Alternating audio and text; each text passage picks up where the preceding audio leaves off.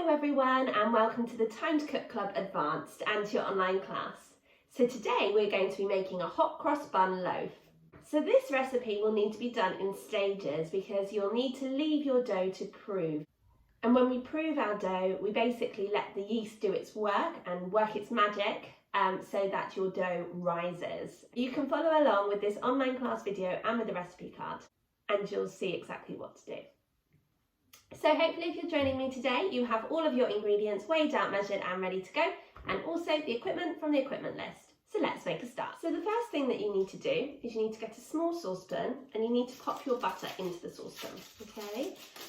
And you're going to pop your saucepan onto a low heat on the hob and you're going to melt your butter, okay? Don't let your butter burn, so do stay with it. And join me back here once your butter has melted and I'll tell you what to do next. Okay, once you've melted your butter, you need to take your saucepan off the heat and leave it to one side to cool. So the next ingredient we're going to prepare are our cherries. So if you haven't already, you need to wash them and pat them dry because we need to remove some of the syrup that they're in, okay? Otherwise it will make the dough too wet. So what we're going to do is we're going to chop each cherry into half and then each half into three, okay? So we're going to end up with really small pieces of cherry. Okay, so just keep going until you have chopped up all of your cherries into small pieces, okay, and then I'll tell you what to do next. Okay, great work guys. So hopefully by now you have chopped up your cherries into small pieces. The next ingredient I'm going to add to my mixing bowl is my mixed fruit.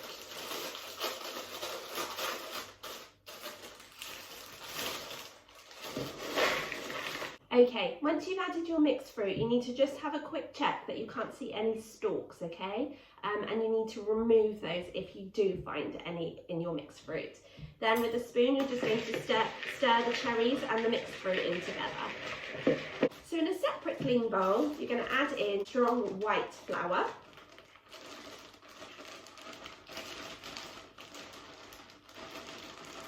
You're also going to add in your yeast, your salt, your 2 teaspoons of mixed spice, 1, 2, and it's a good idea whenever we're measuring out any herbs, spices or flavourings to do so over a separate bowl or cup, and that way we won't spoil the rest of our ingredients if we add too much. We're also going to add in 1 teaspoon of cinnamon and also the sugar. And with a spoon, we're going to stir all of those ingredients really well to combine them. If you have a smell, it smells amazing with all those lovely spices. Okay, once you've mixed in those ingredients, you can just pop that to one side because now we need to crack our egg. Okay, so I'm just going to crack my egg into this cup, okay? And then I'm going to use a fork to beat the egg. Okay, so just double check that your egg looks okay and that there's no shell in there. And then use a fork to just beat your egg, which basically means popping your fork in and wiggling it around really quickly so that you mix the egg yolk with the egg white, okay? If you do have any raw egg on your hands, then you need to go and wash those too. The next thing you need to do is you need to pour your milk into a small saucepan and heat it on a low heat on the hob. You don't want to boil the milk, you just want to heat it up, okay? And then after that, you're going to add 5 tablespoons of cold water to cool it down so that it's lukewarm, okay? Or just warm to the touch. So join me back here when you've done that and we can continue with our bake together. Welcome back guys, so hopefully now you have heated your milk, added your 5 tablespoons of cold water and your milk is now lukewarm or just warm to the touch. So now what we need to do is we need to make a little well in our flour mixture, okay, and we're going to add in the melted cooled butter,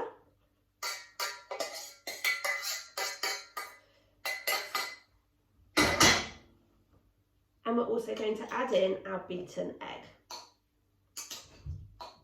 Now what we're going to do is we're going to pour in the milk and water mixture, okay, whilst mixing everything with a spoon. So we can start mixing.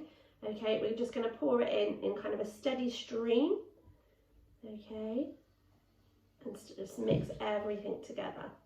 You can either use a spoon or you can use like a blunt knife to mix everything together. Okay, so we're going to pour some more in. And by using milk and butter and an egg, we're enriching our dough, okay, because we're making a sweet dough.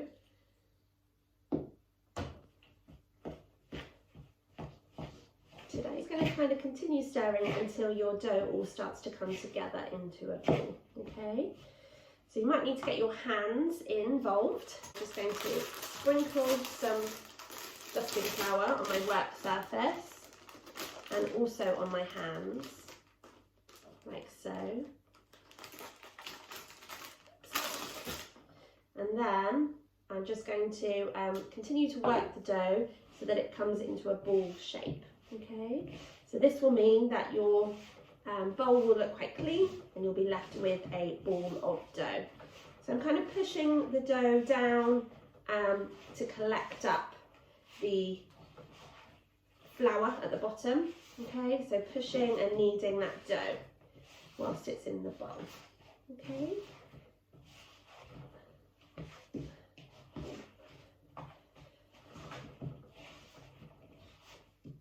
Okay, so there we have our ball of dough. And now what we're going to do is we're going to knead our dough for 8 minutes. So we'll need to set a timer for this.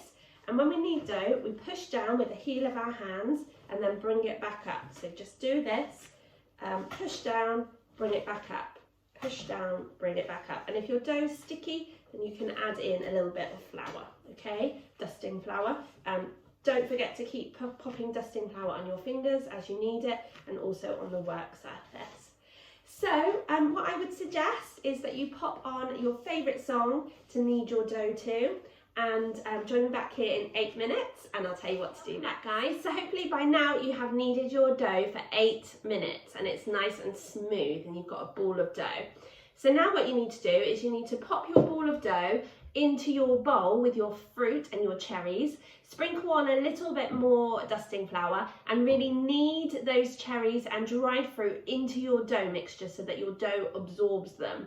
You're then going to pop your dough onto your work surface and you're going to pop some more dusting flour on your hands and on the work surface, and you're going to knead your dough again for another 1 minute. This will help to evenly or equally disperse out the dried fruit and the cherries throughout the dough. Hopefully by now you have kneaded your dough for a further 1 minute and your cherries and your dried fruit are now absorbed into the dough. So now what you'll need is a clean mixing bowl and some olive oil, and with a pastry brush you're just going to paint olive oil around the bottom and the sides of your bowl. And this is because when you put your dough into the bowl in a minute, you're going to leave it to rise, so it's going to grow, and by putting olive oil on the bottom and the sides, you'll make sure that the dough doesn't stick to the bowl, okay? And we do need to go up quite high because we are hoping that our dough is going to grow. So you need to pop your dough into your bowl, okay? And then you need to cover the top with some cling film. And I would really recommend popping some olive oil, brushing some olive oil over the side of the cling film that you put down, because again that will help to stop the dough from sticking to the cling film when it's had time to rise. So you're going to pop your bowl with your dough in it in a warm place in your kitchen probably, and you're going to allow the dough to rise for 1.5 hours, okay? So we're looking for the dough to be double in size, so take a good look at the size of your dough now and you want it to have doubled, okay? So join me back here in 1.5 hours time and we'll continue with our bake. Welcome back, guys. So hopefully by now your dough has doubled in size. So now what you need to do is you need to put a little bit more dusting flour onto your table, okay? And then get out your dough, okay? It's smelling amazing already. Now you're just going to knead the dough like 3 or 4 times. Okay, like so. And then what you're going to do is you're going to cut your dough into 4 equal pieces. So just use a knife to chop your dough into your 4 pieces, like so.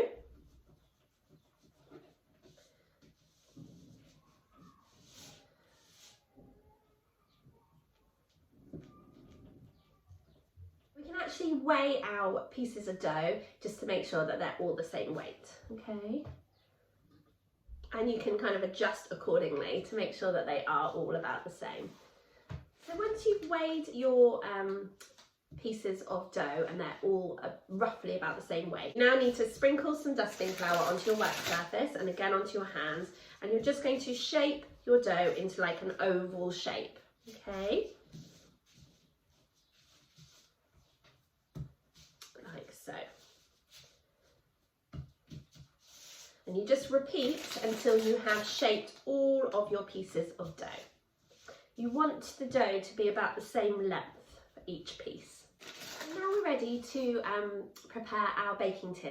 We are using a 2-pound loaf tin today. So what you're going to do is, using your pastry brush, you're just going to brush olive oil on the bottom and on the sides of your loaf tin, okay?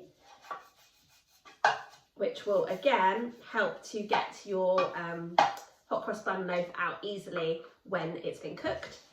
You're also going to line the bottom with some non-stick baking paper. So all I did was just pop my tray, my tin, on some non-stick baking paper. I drew around it and then I cut it out. Okay, so it's definitely the right size.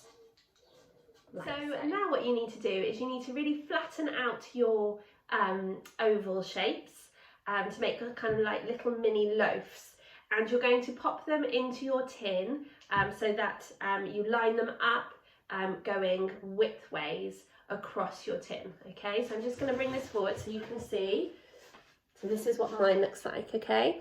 And then I've squashed them down as well so that they'll fill the tin. There's gaps in between them, but in a minute we're going to again leave the dough to prove, and it will rise, okay, to hopefully fill the gaps and also to knit together those 4 oval shapes, okay? Now what you need to do is you need to place a clean tea towel over the top of your dough in the tin, and then you need to place the tin in a sunny spot in your house for 50 minutes. So you really want kind of the centre of the dough to reach kind of about 2 inches above the tin, okay? So you need to wait for the dough to rise, but about 50 minutes, okay? So join me back here in 50 minutes time and we can continue with our lovely bake. Okay, welcome back guys. So hopefully by now your dough has risen. So now what you need to do is you need to go and preheat your oven to either gas mark 8 or 230 degrees or 210 degrees if you're using a fan oven. The reason why we need to preheat the oven is to make sure that the oven is at the perfect temperature when we're ready to pop our hot cross bun loaf in. Our hot cross bun loaf wouldn't be a hot cross bun loaf without our crosses on top. And to make our crosses, what you'll need to do is you'll need to pop 2 tablespoons of flour in a bowl, okay, or a cup, it's fine, like so. And then you're going to pop between 4 to 6 teaspoons of cold water in. 1, 2, 3, 4. And I'm just going to start with 4. I'm going to give that a good mix. Basically what you're aiming for is like a paste that you can pipe on to your dough. Pop another couple. Okay, so mine's still quite thick, so I'm going to add some more water. Just give it a really, really good stir. If it's too watery now, you might need to add some more flour because you want it to be quite a thick kind of consistency.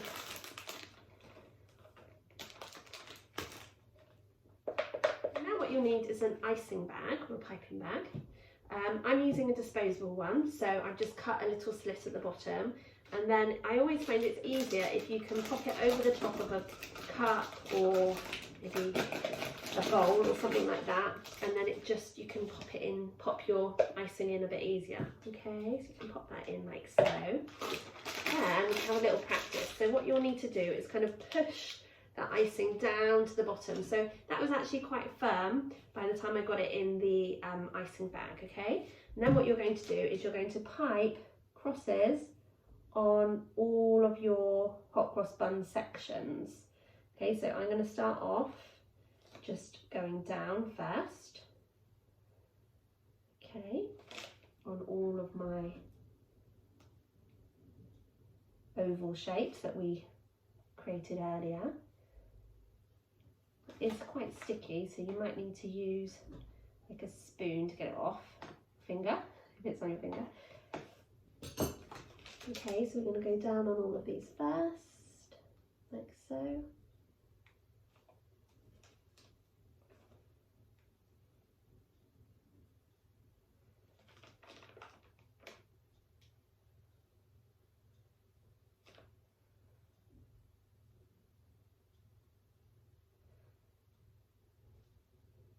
And then when you've gone down, you can finish by doing your cross.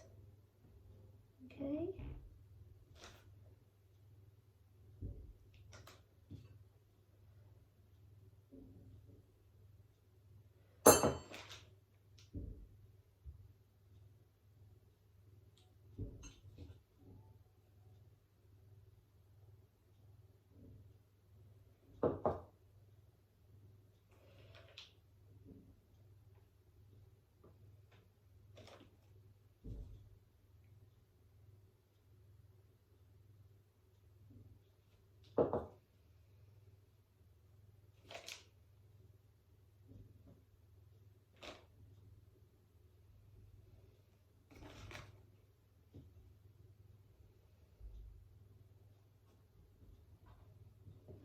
Okay, so there I have my crosses for my hot cross bun loaf. So now what you're going to do is you're going to place the tin in the oven to cook for 5 minutes before reducing the temperature back down to gas mark 7 or 220 degrees or 200 degrees if you're using a fan oven. And you're going to then continue to cook your hot cross bun loaf for a further 15 minutes.